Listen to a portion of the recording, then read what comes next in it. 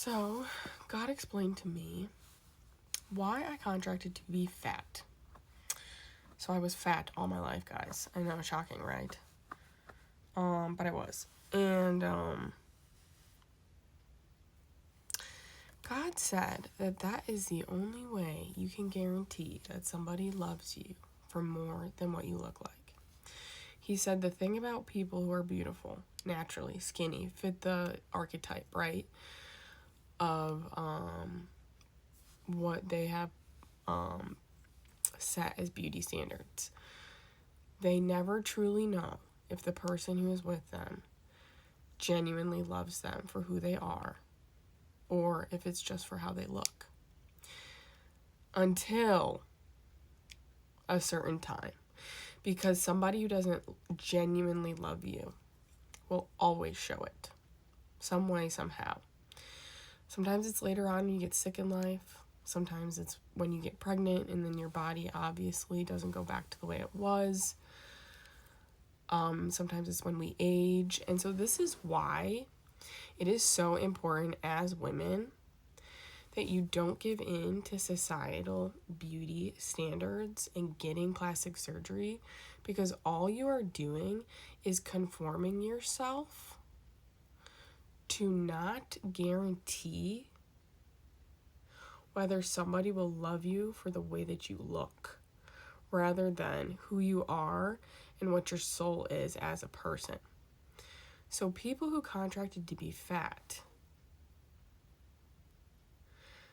can be certain that the person who loves you for more than that. Now, does this mean they are capable of loving you properly? No. As a fat woman, I struggled with this deeply. And it wasn't because I was fat, it's because I was picking bad partners. But one of the qualities that they had was that they loved me despite not fitting the beauty standard. And that's the issue with the beauty standard as well, is that you leave out every other fucking person, every other woman in the world who doesn't fit that standard, which means that we now have to go into relationships with a deficit. We have to go in knowing that we are never enough. And just be strong and get through that. Or worry about it. You know what I'm saying? So it's not all sunshine and rainbows to be the societal beauty standard. Obviously, they get treated way better. They get perks of society. They like their lives more. All these things. And again, they're just younger souls here to experience a different part of God. And when you're a younger soul, you have to feel the essence of God more, because it's the only way you can survive down here. Obviously, because all of us who have not felt that have had a very difficult time surviving through that. So it is very important as women that we do protest this in general, but also for like yourself. Like, it's not just, protesting because of a million reasons, capitalism and oppression and patriarchy and all those things, but it's also for yourself, that you know that somebody's going to love you more for your soul. And there's also like signs of this, of course, right? So even if you are a beautiful woman, right, there's signs to look out for, that the person that you're with actually genuinely loves you for who you are. And one thing that I think I've realized is that women want men who study them, who pay attention to them, and then do something about it. Because I had like men who were interested in me, who liked me.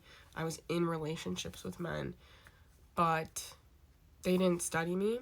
They didn't care about my interests. They didn't like when I tried to help them grow. So again, I've also found that I need like a particular type of person. I need somebody who always wants to evolve. I need somebody who always wants to update their software. I need somebody who's able to transmute their trauma. I need somebody who can decenter their masculinity and separate that from toxic, like, patriarchy. You know, I need a man who's aware. I need a man who's going to pay attention to me and then do something about it, you know, and care about my pain.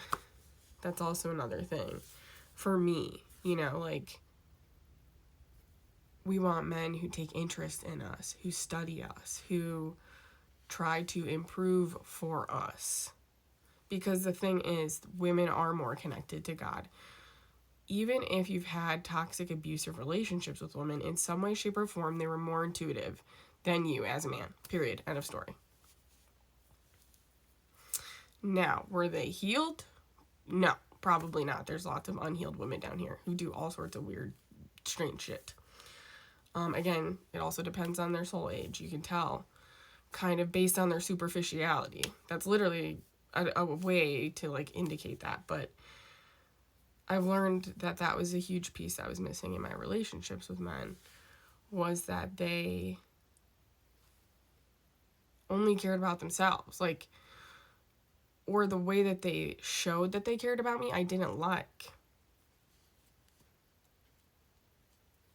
So it's like, okay, well, then you don't stay with people like that. I had to learn that the hard way. I always conformed to my partner's realities. And then when I tried to pull them into mine, in my second relationship, I got abused because of it. So I learned a big lesson in that. Also, I learned to not have men around me who are not aware of what's going on in the world, because they're dangerous. They're dangerous. They are a liability. Because if you confront their ego, which is their identity rooted in the patriarchy, in the corruption, in the falseness of society, it can cause more angry reactions, because that's how men are socially conditioned. They're socially conditioned to be violent. They're socially conditioned to repress their emotions. They're socially conditioned to take their emotions out on people, especially if they've had trauma that they have not processed. So I have learned a lot in my days dating men, and I know what to look out for now. And there's a surefire way, whether you fit the beauty standard or not, to figure out if a man loves you. And that is, are they studying you? Are they paying attention to you? Do they care about you? Are they changing? And then you also have to find, like, specific niches about yourself. Like, for me, again, I need somebody who's, like, really, really dedicated to, like, evolving and, like, into, obviously, like, 5D, New Earth, and also can hold duality. And I'm like, well, that's going to be real difficult, because that is the hardest thing that I found, is just people in general. But also, I didn't always have this skill either. So it's going to have to be somebody who watches me as well. Like, I know that for a fact. It's going to have, because, like, the information that I carry is very specific. And so God says it's like everybody, though. It's not necessarily that you carry information, but it's like particular things that you do, or certain things about your personality, or like certain big things that everybody has that their partner will also have. Like, for me, again, sarcasm is a big one. Swearing is a big one. Being healthy, eating healthy is a big one now. So my priorities have also changed, because when I was dating my ex, my priorities were like, do they smoke weed? Are they nice to me?